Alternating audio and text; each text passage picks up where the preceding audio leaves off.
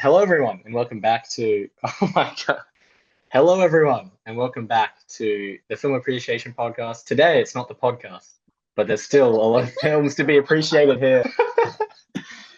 I feel like I'm going to wait for Nick to finish drinking. And welcome back to. Yeah. Everyone's serious faces. Imagine like someone died. Fuck. Scorsese just died. Everyone's serious. Bro, I Okay. wouldn't be able to speak, bro. It'd be just Alright. a puddle of tears. All right. Well, hello, everyone, and welcome back to another episode. Well, this isn't an episode of the podcast, but the Film Appreciation Podcast returns with something new today. I'm here with my co-hosts, my lovely, beautiful, handsome co-hosts, Marlon and Nick. I think I win on the adjectives there. Yeah, I Good to be here. overloaded it maybe, My but I'm excited for this. Lots of syllables. And so today this is clearly a tier list. It's pretty self-explanatory. Rankings obviously from S to D tier. And today, as this was Marlon's suggestion, I think he should introduce the topic. So let him speak. Yeah. So our first tier list today is going to be Quentin Tarantino's 10 sole-directed films. Obviously, he has one film that was co-directed, but we are ignoring that for the sake of a consistent video. So our first film that we have here in the Tarantino tier list is Death Proof. Gentlemen, what do we think? Isaac, what do you think? Okay, so what do I think? I think, Nick, you can begin the discussion. Well, I quite like it. It's a good one. It's not one of his best ones, but some people do like it. I'm one of those people who do like it. I think it's a really enjoyable film, but as you said, there's significantly better films he's made. And actually, Nick, you brought up a point before. It's quite campy. Would you care to elaborate? Yeah, it is. Well, it was made with Robert Rodriguez, who made another movie, and then the whole point was it was supposed to be like those shitty B-movie horror slasher films. Mm-hmm. But it is also a movie like with Tarantino dialogue and shit, so it's like really well written for a shitty horror movie. It's kind of a weird one. Yeah. And I mean, a lot of people think it's actually his best one. They're like the indie people, though. They're like, my favorite's Death Proof, because I'm a critic. From what I can remember as well, it's got some brilliant action sequences. Yeah, it's got some good nice gore as well. Yeah, cars. All right, I'm leaning towards about a B.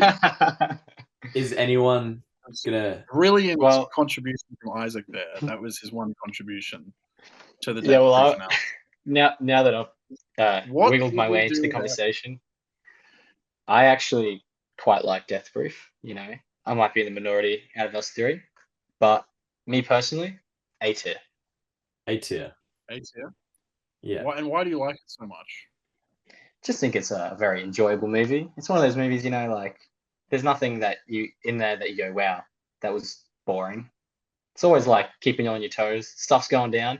I think there's a lot of interesting shots, a lot of interesting characters. I think the narrative is cool as well, the way that they have sort of a shift in who the characters are at a certain point in the movie. I agree, and if I remember correctly, there's that one shot in the movie where they're like in the diner and it's like an insane long take.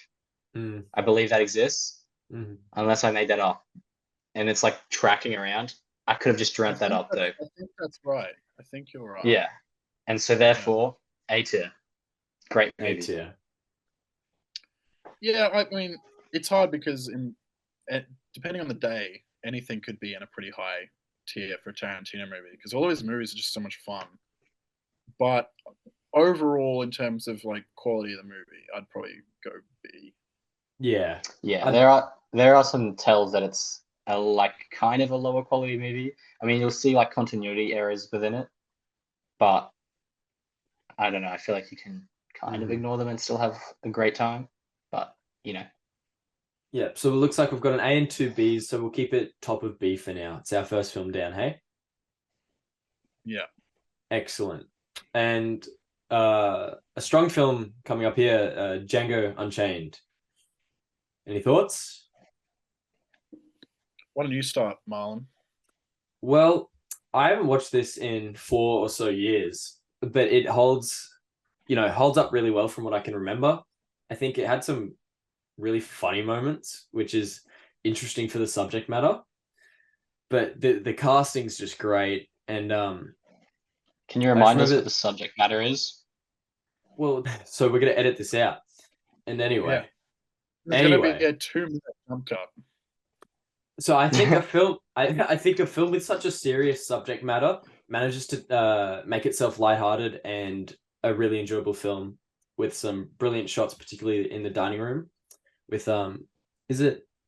Oh, I can't remember his name, but Leo and then the older dude that's in Inglourious Basterds. Candyland and Christoph Waltz. Yeah, Christoph Waltz. yeah. Mm-hmm.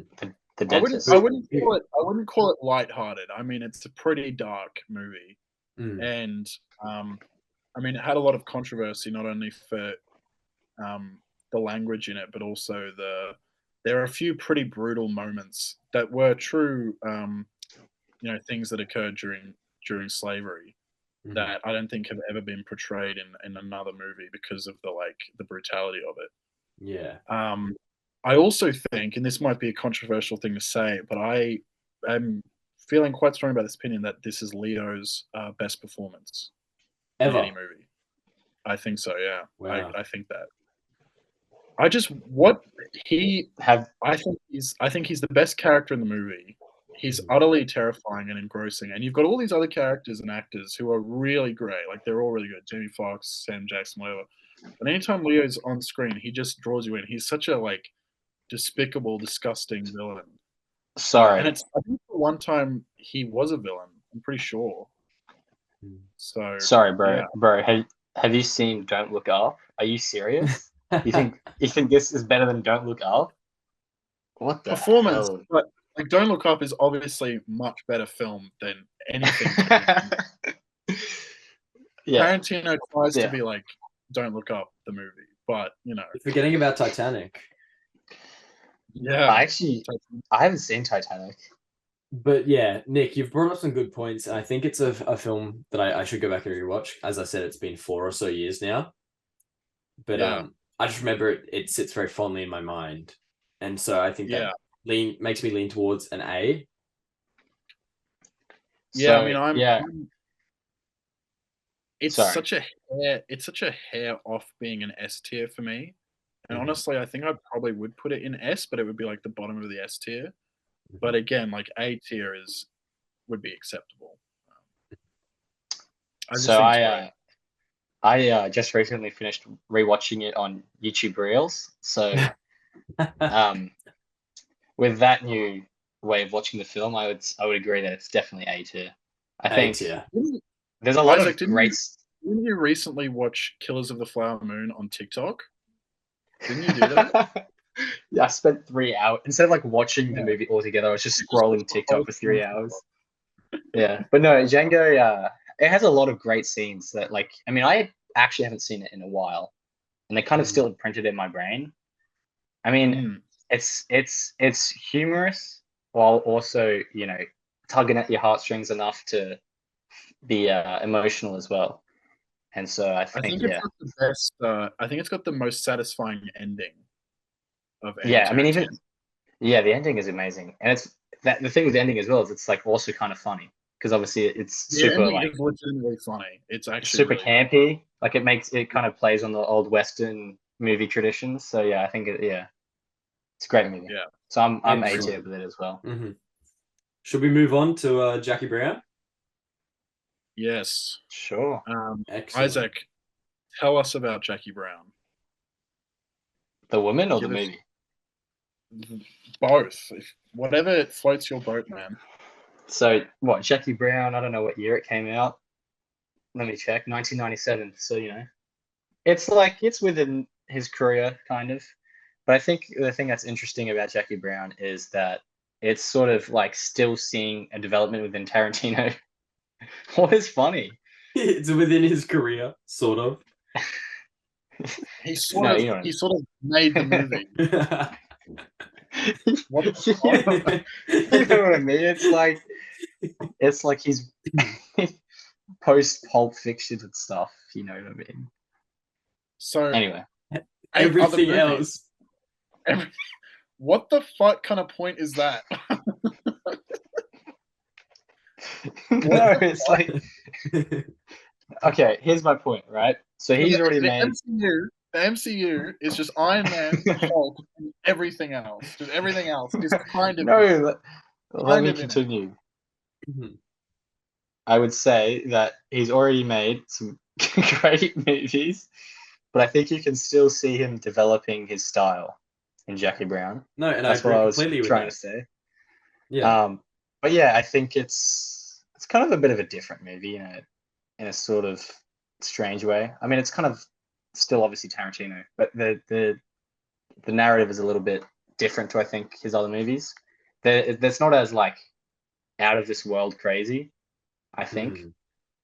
Um, but I think the movie doesn't hit as hard as some of his others in terms of enjoyment. Mm. So if I Well, was it's gonna rank it, only adapted screenplay. It was adapted from a book. oh really? I don't know. It's not an original film. Okay, I did not know that. Yeah. I will say that the opening sequence thing is very awesome because that's what inspired by another movie, Graduate. Graduate. Yes, that's the one. Mhm. And I think that's super cool. I think it's something that's super cool about all of Tarantino movies is that they like play on other movies that exist. It's very like meta, and you can tell that he actually enjoys movies. He doesn't just make them. Mhm. I think that's cool. Yeah, definitely. Well, I look at every other film in this tier list, and I can't justify putting it anywhere but below Death Proof in the B tier, I think, for me personally. I'm happy with B tier. Yeah, I'd be fine with that as well. Okay, wonderful. And on a bit of a different note, one of my favorite Tarantino films, Inglourious Basterds. Yes, well, it is an exceptional movie. Um, I'm pretty sure. Well, how does it end? It says at the end of the movie, Brad Pitt says something like, "This is my masterpiece." And Isaac already mentioned like Tarantino sometimes being really meta, and I think because he put that at the end of the movie, somewhat to say that he also thought Inglorious Bastards would be his best movie. Mm-hmm. First time he did the whole playing with history thing, which he continued on in Yep. Django, and then especially continued on in Once Upon a Time in Hollywood. Yeah, I mean, it's a lot of people's favorite, and I understand why. It's got some really, really great long scenes of tension building, like the opening and the underground bar scene. And it's the first Brad Pitt movie as well, and Brad Pitt is an absolute legend with Tarantino. Yeah, It's great. it's got some stellar performances, and I suppose as a war film, it focuses for me on all the right things. Yeah. You know, a plot to undermine and sort of just make fun of the Nazi Party and all their leaders. And I just found the story in general really, really engaging throughout. And like pretty much from the get-go, and it doesn't end at all. And it, as we know, features the Tarantino shot. Oh, Is yeah. that the like blur background No, the feet. half in frame? Oh, I thought you Yeah. meant like an actually good shot. No, I You just know had that the one shot that Tarantino. Tarantino loves? Where he does it in Death Proof a bit, I think, where it's like half of the frame is like blurred, and then the other frame is like focused on. It's so they do it Yeah, in no, Mission I Impossible as well in the first one. I think Those it's a great Yeah. shot. I copies. love that shot. Yeah. But there's not really much you can say other than it's almost doesn't really take the foot off the pedal. I can't remember anything wrong with it at all. It's a weird movie because it shouldn't work, if you know what I mean. Mm. Like, it's a movie where there's so many parts to it. And I mean, the movie's called Inglourious Basterds, but the bastards are actually not in the movie much. Mhm. You know, they kind of have this brief chapter towards the start, and then there's a long period of time where you don't see them, and you're with this Shoshana and the whole movie theater thing. And yeah, it's really odd. And then like Christoph Waltz is the main villain, but then he's in the start, and then you don't see him for like an hour. And there's just so many different characters and so many different little plot things that all weave together. But somehow it works out just really well. I think just because he does such a good job of crafting all the characters and making them all interesting. He's very good at like I think probably more than any other filmmaker, like his characters are actually memorable. Yeah. Like when you watch like Goodfellas or something like a Scorsese movie, you don't really think about Robert De Niro's character in Goodfellas. You just think about De Niro in Goodfellas. Whereas when you watch the Tarantino thing, you're not really thinking about Sam Jackson. You're thinking about the character of Jules in Pulp Fiction or something. Yeah. Or like when you think about Brad Pitt, you think about the Aldo Rain that he plays. Arrivederci. Which I think, yeah, exactly. But when you think about De Niro, you just sort of just do a De Niro impression, which could be out of anything. You just go, come here, and all this sort of stuff. Yeah. He's got an excellent relationship with his cast, always. And I think more so than many directors is able to push them further and get like just always brilliant performances. Well, they have a lot of respect for him. And I watched a documentary actually about just how he makes his movies, and phones are banned. Like when you show up to set, you have to give your phone over to some person who like puts it in a bag and stores it away. Just like primary school. I was gonna say. Literally, like a phone box. Schools do that. Literally. That's fucked up. And yeah, you just have to be part of it. Isaac, any final thoughts before we put it in a tier? I would say the movie might be about some Inglourious Basterds, but it's a glorious movie. S tier, gentlemen. Any disagreements? Nah. I disagree with Isaac in general, but not with that. Alrighty. And moving on to another great film of his, Once Upon a Time in Hollywood. Nick, I believe you have some strong thoughts on this. Well, yeah, because it was the only Tarantino movie that I've been able to see at the cinema at the time that it was released. Isaac's gone, apparently. Saw it in the cinema. It was so amazing. I got like the preview ticket, so before it even came out, I got to see it early. And I mean, at the time, I was only just starting to get in movies, and Tarantino like meant everything to me because I didn't know about other. Oh my God, he's back! What the hell was that? What was that seating? The seat is, I think, a little broken, apparently. Oh yeah, and just because of that fact, it holds a special place for me. It's just one of my favorite like cinema experiences. But more than that, it is actually a brilliant film. And it's probably the movie of his that I know the best because I also read the novelization that he did. Okay. I should try and track that down. It's really interesting because it is kind of the movie, but it also isn't. There's a lot of shit that's new. And also there are certain questions about characters in the movie that the book actually answers. Okay. Like the whole in the movie, it was quite controversial in the movie because Brad Pitt was like murdered his wife was the accusation. And people like found that very controversial because he possibly killed his wife and we were supposed to be rooting for him in the movie. It was like, all the woke people like freaked out. And the book actually answers the question. You don't find that out in the movie. I kind of like that you don't find that out. No, I do as well. I'm just saying if you're interested in it, the book gives you something. No, I remember reading that back in whatever grade that was. 9, it would have been. Damn. Yeah, great. I'll say, like, with this movie, when I first watched it, I didn't think it was that good. Like, I didn't think it was terrible or anything. I just, didn't enjoy it that much. But, I think with a bit of time and a bit more maturity, perhaps, the movie definitely is excellent. No doubt. Well, I would like to chime in here and say that when Isaac first watched it, his favorite movie was Joker. So, those are wild accusations. were not You really cannot well. prove. You cannot I know. prove that. I know. If I was put I on a think my. lie detector, I'd pass. I'm not gonna lie. I think my top four at that time period was like Joker, Spider-Man: Homecoming, and then like Star Wars or Yeah. something. Hey, I had for one day, I had Rise of Skywalker in my top 4, so whatever Isaac's done, I've done worse. Yeah, Not proud that's of true, that. Marlon. I remember I walked out of Rise of Skywalker and was, contemplating suicide, and Marlon had he'd, You know he'd, when I he'd given it a 10 out of 10. I immediately just had to contact him and said, like, what the fuck? Did we watch 2 different movies?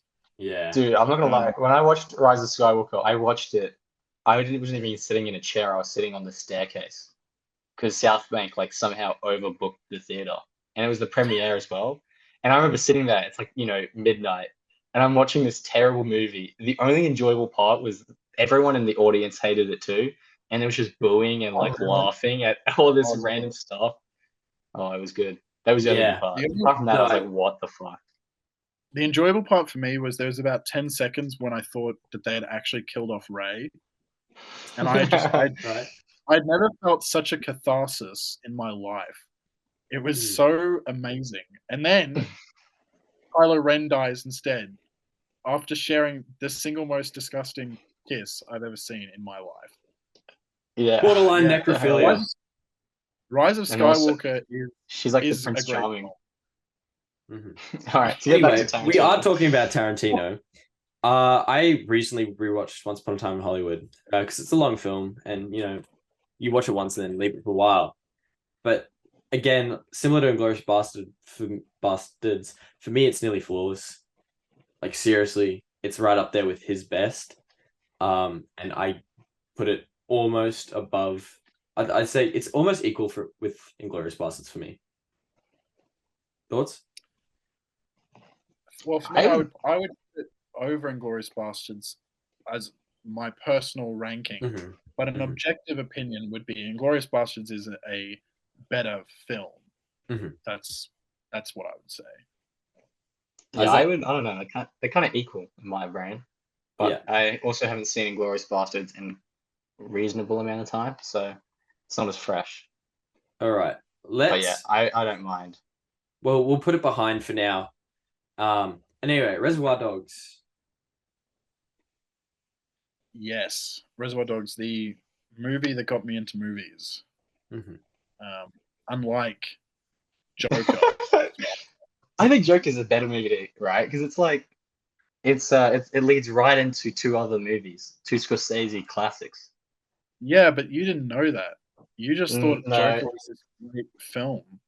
Isaac was playing wrong. the long game. Actually, Let him. I was 4D chess. I knew what the universe was like before you did. Okay, possible. No one's buying it either. We all know that you're I'm a not. cinephile. I'm not even trying to You're convince you guys. an Just absolute trying to fraud. convince myself. Mhm. We all know that you think Joker's better than Stalker. We all know that. All We right, know let's you get think to Reservoir Dogs. We're running out of time here. I haven't watched this in a long time, but I remember Nick obsessing over it, like begging me to watch it, and so I did, and I thoroughly enjoyed it. I think it's a really good film, but there are many Tarantino films I like more than it. I think it's got some flaws. It's got some pacing issues. He's definitely still working out his craft, but as I said, a personal love for it that I have. I would put it as an A film. Mm-hmm. I think I agree. it's not better than Django though. No, not at all. I would actually no, definitely A tier. It's quite an enjoyable movie. Yeah. Now this one's almost self-explanatory. The film bro Yeah. film of all time, Pulp Fiction. Yeah. Anything You really ready to for me say? to- No. Top of S. It can go straight in the S tier. It's his most iconic movie. Is that gonna let It's me one of put the it? most iconic. There we go. It's one of the most iconic movies ever made. It's the definitive Tarantino. You say, "Hey, who is Tarantino?" You just say, "Go watch Pulp Fiction." It's Mhm. basically become a catchphrase. Like you can just be like, "Oh, it's like Pulp Fiction or something." You know, Yeah. it's just so well known and so iconic. and it's very influential as a movie as well. I mean, the non-linear story. I don't know how many Yeah. movies. Obviously, would have been done before, but I think that's had a big influence on cinema.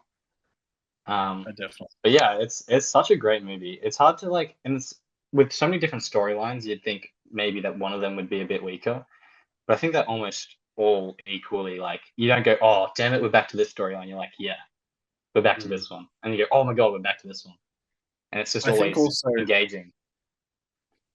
it's the only non-linear one, and like because there are some his storylines all mix and crossover and stuff. Like Kill Bill does that a lot. But Pulp Fiction's the only one where it's straight up just put out of order. And I remember watching it the first time and having so much fun once it had finished, trying to figure out exactly the timeline of everything. Because it's only like a few days that the movie takes place over, but you know, you experience so many different things. I think it's just such a great reflection of, in my opinion, his greatest skill, which is just his pure writing. Yeah. I think there's no better example of that than Pulp Fiction for me. It's got his best dialogue for sure. Absolutely. And yeah, it deserves to be up there at the top of S, I think, without question. Yeah. You're a bit of a loony if you think otherwise. But Kill Bill Volume 1. I reckon let's just do both Kill Bills at the same time because he does view it as one movie. That is an important thing. Yeah, it's on Letterboxd as one if you want as well. I think Kill Bill 1 is slightly stronger for me. I agree. Yeah. Mm-hmm. I think I'm in the opposite camp. Fight you, mate. You're a pacifist. I'll hunt you down. With your Brazilian jiu-jitsu grappling. I'll just get on top of you in a gay way.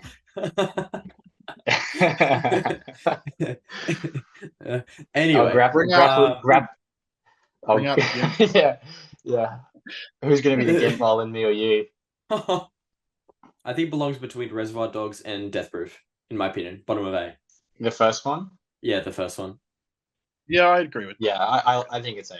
And then I think 2 is top of B for me. Dude, I honestly think the second one is better.